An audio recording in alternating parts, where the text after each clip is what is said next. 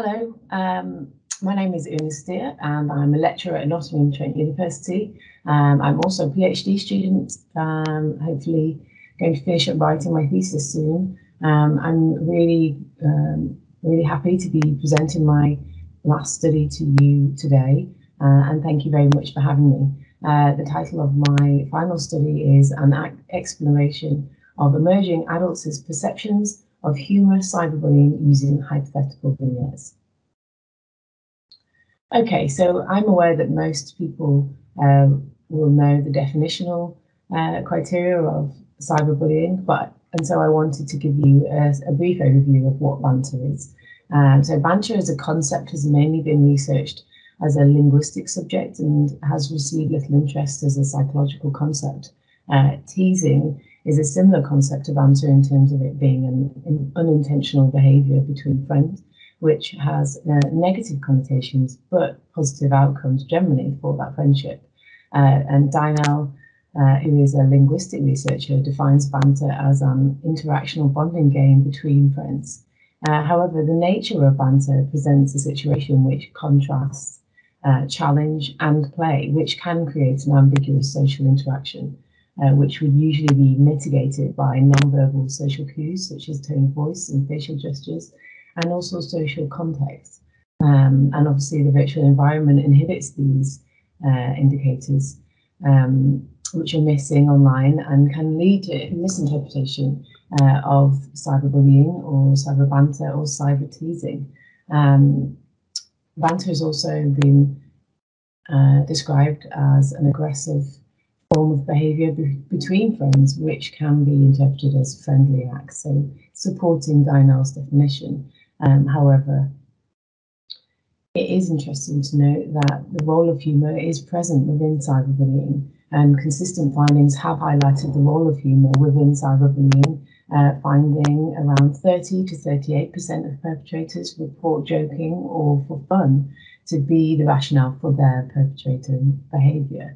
And so this kind of highlights that there is a fine line between pro-social banter and verbal bullying, or verbal cyberbullying, which is reported in the literature. And research with young people by Betts and Spencer has identified online banter as a form of humour, which has the potential to escalate to cyberbullying, which stems generally from the ambiguity of humour itself. And also Bass, De Jong and Jossier have found that young people find it difficult to distinguish between cyberbullying from innocent pranks and jokes. And although the frequency, as in repetition and intent to harm, are key variables to indicate cyberbullying behaviour, these are ambiguous in the context of cyberbullying. So this slide generally is just depicting a quote from my first qualitative piece of research, which was focus groups with young people. Generally, this short piece of conversation indicates that what's definitely saying here, because anyone can do it and that they can do it without meaning to do it. And so face to face, there is a little bit more of a clarity around cyberbullying or banter, but online it's difficult to really perceive what's actually happening or whether there is intent to cause harm. So just this piece of research generally was the premise for the study that I'm presenting today, and also was the content that was used to produce the vignettes. So they were based on the real life experiences that the participants provided within the focus groups. Okay, so the study aims, there are three main aims, and firstly the aim was to investigate the relationship between the predictor variables and perceived offensiveness as outcome variable number one. And then the second aim was to investigate the relationship between the predictor variables and perceived cyberbullying. So if the participant, how they rated the vignettes in terms of their perception of cyberbullying. And then the final aim was to explore the gender differences between the predictor variables and the outcome variables. Okay, so a brief overview of the methods. The design of the study was a 2x2 by 3x4 design. There was the aim to explore the gender differences, which was used as an independent measure, and also to explore the factors, the factors that I've already provided, which were repeated measures. And these were measured in terms of two outcome variables, which was perceived offensiveness and perceived cyberbullying, on a scale of 0 to 7. So you can clearly see on the right-hand side, the participant table shows that the population was mainly female. Unfortunately, this is a common occurrence in surveys, but generally the sample size was really quite large. Okay, so this is a vignette breakdown of what those actual factors were. So humour scenario, cyberbullying behaviour, audience repetition, and gender were all factors within the vignettes that were manipulated within those short stories. So humour scenario had 4 levels, with banter being the lower level, and then gradually moving up to actual cyberbullying as being the highest level. Cyberbullying behaviour was also manipulated in terms of the scenarios being involved with, depicting cyberbullying behaviour that was harassment, outing, or denigration. The vignettes either contained an audience or no audience, or as well, they also included the dimension of repetition or no repetition. And then the scenarios were actually matched in terms of characters within the scenarios, male and female, to the actual gender of the participant, of what they stated in the demographic question. Okay, so the procedure involved an online survey, which used Qualtrics. So the full vignette universe consists of 192 possible scenarios. So with those combined factors and those particular scenarios, there is a possibility of 192 scenarios. Because this is far too many to give participants, the 192 scenarios were broken down into sets, and each set contained 12 scenarios, and these were randomly developed. I can definitely give you more information on that if anyone has any questions on that in the future.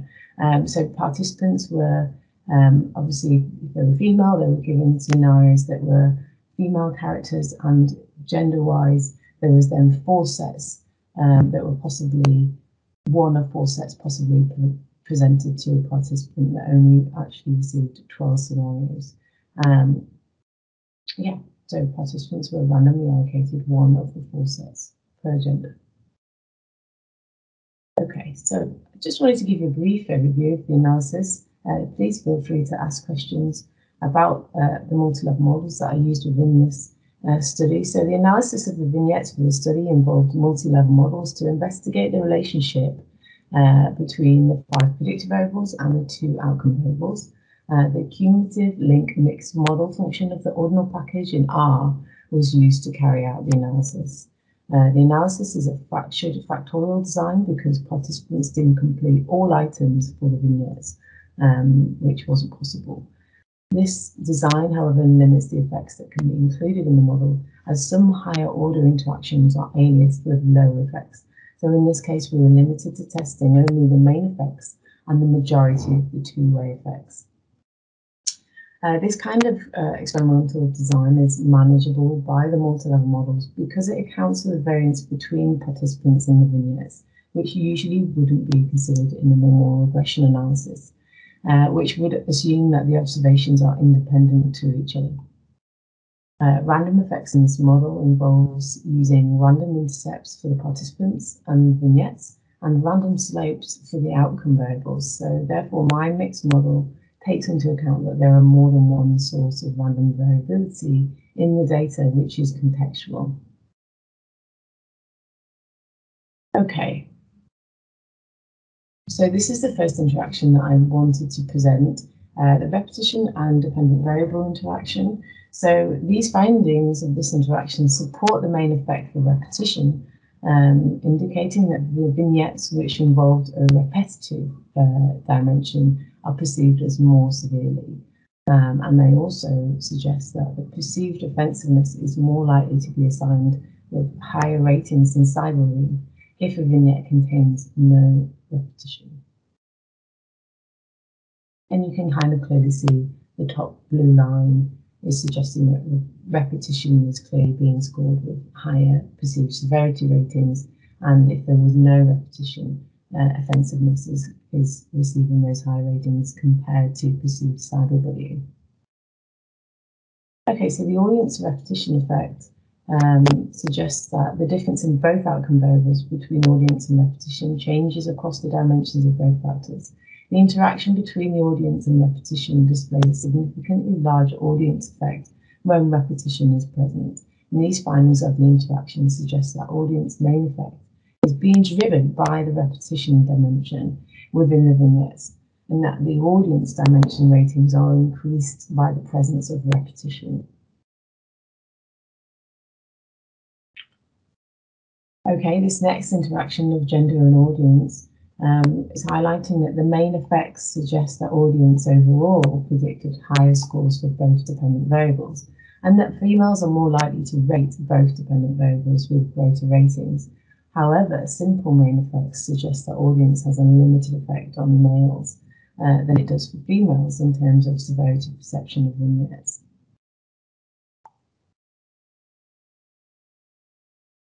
And then finally, the audience and humour scenario interaction, which suggests that audience has a more predominant impact on the outcome variables for the offensive joke and the cyberbullying dimensions in the humour scenario factor, but to a much lesser extent for joke cyberbullying and banter. So this interaction contrast was run to determine whether the observed data are well described by the pattern of the audience effect on the humour scenario dimensions themselves. And this contrast accounts for 96.8% of deviance of the interaction, which indicates that the data are very well described by the proposed pattern, and that the interaction effect is largely determined by the presence of an audience effect for offensive joke and cyberbullying, but not for banter or joke cyberbullying. And you can clearly see the crossover there between joke CB, which is the blue line, and offensive joke, which is the purple line.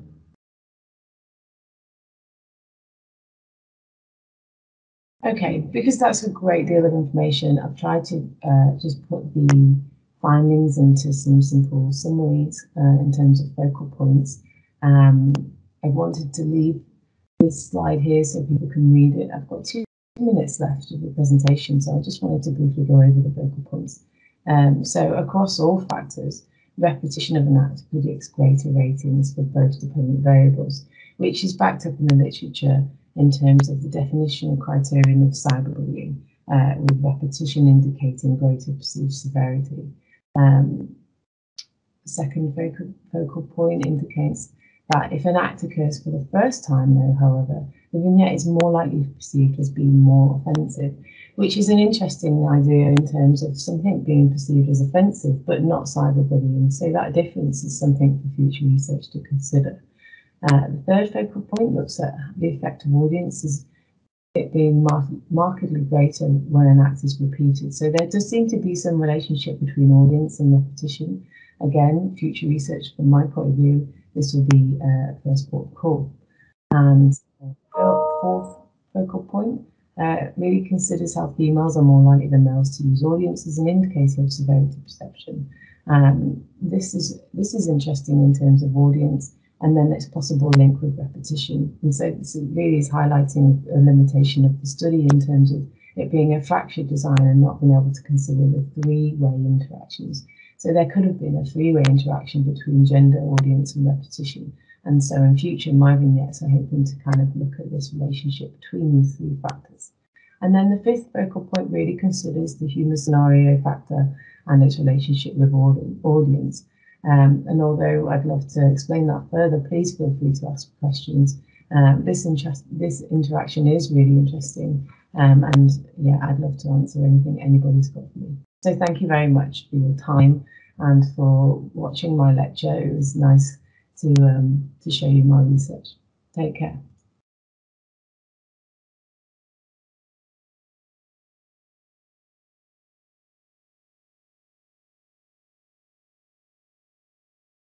Hello everyone, my name is Donna Cross and I work at the University of Western Australia and the Telethon Kids Institute.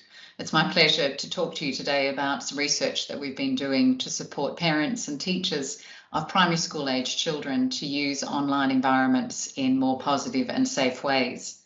But before I begin, I'd like to acknowledge the traditional owners of the land that I'm presenting on, the Noongar people, and pay my respects to elders past, present and emerging. And I apologise to all of you that I'm not able to present this in person today. As you would know, Australia has hard borders and we're not allowed to travel at the moment. So I hope you're all having a great time at the conference. We've been doing much research in cyber safety over the years, and you can see here a number of projects that describe the pipeline of work that we've been doing since 1999.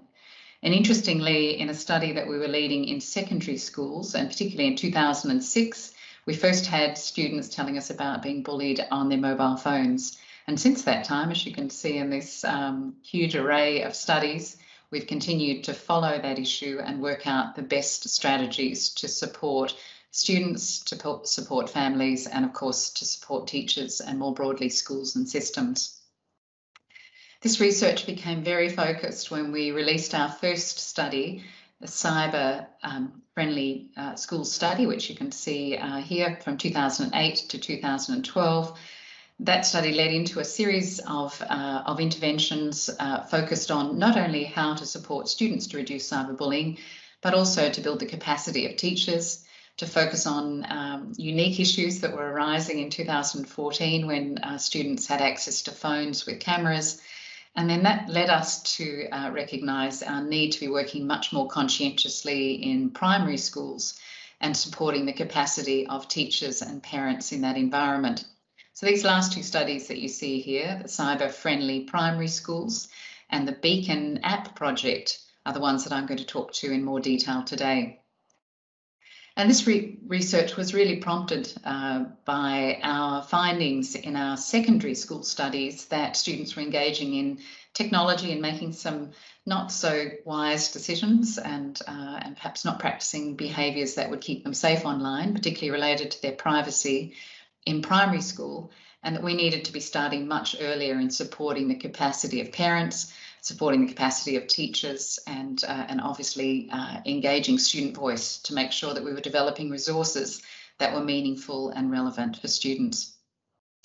So we began the Cyber Friendly Schools project in 2019. We're at the final year of that project, and this was a very intense feasibility study that involved all of the users of these resources in a year and a half of co-design before we tested in a pilot the effectiveness of these resources, which in turn will lead into a much larger efficacy randomised controlled trial. As you can see, the goal of this study was to develop, test and evaluate resources that would support all those groups, parents, teachers and school leaders, to improve the social and emotional learning skills of students in online environments, ultimately to reduce any harms that they might experience. This project had a keen focus on parent self-efficacy, so building parent competence and confidence in online environments, and doing that through a schools delivery program and also through an app that I'll show you in a moment called Beacon. And our emphasis here was to try to help all the adults in a child's life to make the experiences that they have online both positive and helpful, and obviously reducing the harm that children experience in those environments. The project, as I said, had a very heavy front end focused on formative evaluation. As you can see in the first phase, we spent a great deal of time with parents and with primary school parents of primary school students and working in primary schools to find out what the needs are of that group and also their strengths.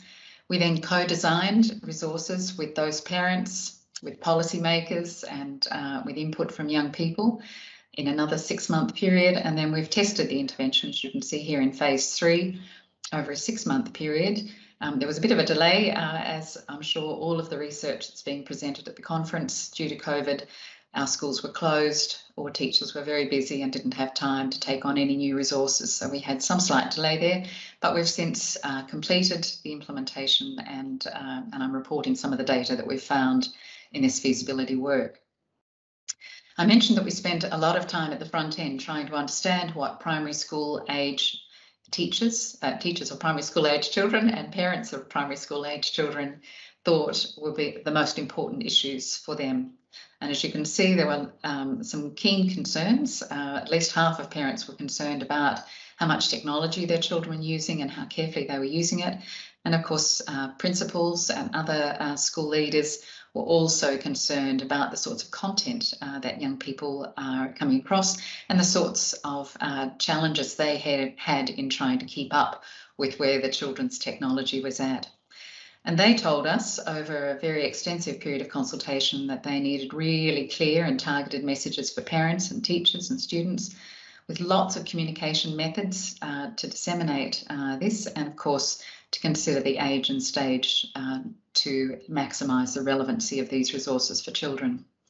So we've developed a website. You can go and see that website. I've provided the link down here and again on the final page of this presentation. And you can see there are resources for all sorts of groups, families, teachers, school leaders, and so on.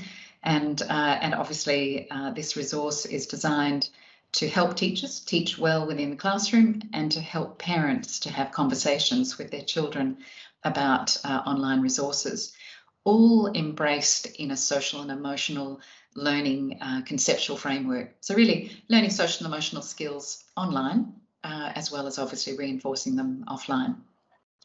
And these skills, as you would know well, are addressing things like self-awareness, self-management, the sorts of interactions that young people have, so looking at their social awareness and also their social management, decision-making, problem-solving. This is a busy slide. I just want to show you a page from the website. As teachers go into this website, there are a whole series of activities and resources that correspond with each of those social and emotional learning skills for teachers to use with their classroom, with their students. About 6 lessons. We hope for a dose of 8 to 10 hours of curriculum over the sort of second half of the school year in Australia, to see how that blended in with other social and emotional learning activities that the school were responsible for. So in summary, we spent a great deal of time consulting with parents and looking at how we might develop the resources, how we piloted them. We did the same with teachers and also with school leaders. So it's a very formative research project and gave us great insights into the sorts of things that we should be developing. At the same time, we're also developing an app. I'm not sure if you can access this because I think it's only available in iOS and Android form in the Australian App Store. But this app is a personalised app that will help parents to provide a bespoke approach to helping their children to use online environments safely. So in their hands, the app has a whole series of components. You can see I've a few screenshots here to help parents access resources. We have a built-in librarian who comes to parents and gives parents ideas for the age of their children. What are the sorts of content that they might want to be considering? What are the kinds of conversations they might want to be having with their children?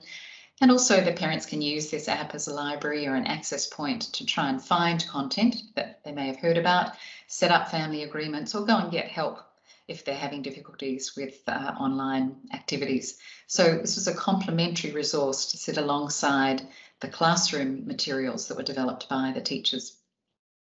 We had some good findings. Obviously, this is a preliminary study. It was in 12 schools, and we were very interested in teacher self-efficacy as well as parent self-efficacy. I'm only showing you the teacher data today, given the 15 minutes that I've got to speak to you. And you can see that we were able to increase the confidence, particularly around teaching methodology, helping teachers to find content, to keep up with content, and also to work with their students with more confidence to address cyber safety issues. And we're pleased to say that these findings suggest that these resources are very helpful, and the qualitative data, which I'll show you in a minute, demonstrates that the teachers thought this was worthwhile and that they will continue to develop. But for those outcomes that were not significant in this pilot work, most of these, as you'll see in a moment, were related to building the technology skills of teachers themselves by the whole school. So whole school actions to support teachers teaching and developing their own digital skills was quite limited. So we know that that was a weakness in our feasibility study, and something that we'll pick up and build on as we move into the efficacy trial. And qualitatively, as you can see, the teachers were really enthusiastic. They are very keen for resources for this age group, 10-year-olds to 12-year-olds. There's not many evidence-based resources available that they felt they could trust, and that met a social and emotional learning outcome-based approach, which was aligning with the strategic direction of their teaching within their schools. They liked the curriculum and they liked the website. They thought it was easy and navigatable. You'll be able to find it and have a look at that and decide for yourself if you think it's useful. So to close, there were obviously limitations to our study. It was a feasibility study. We had a sample of 12 schools. We only engaged the teachers and the parents. We didn't have the resources to also measure the impact on students. But as we move to an efficacy trial, obviously we'll be keen to pick up on those outcomes. It was conducted during COVID, so we had lots of challenges with helping teachers to implement these resources amongst many other things that they were responsible for.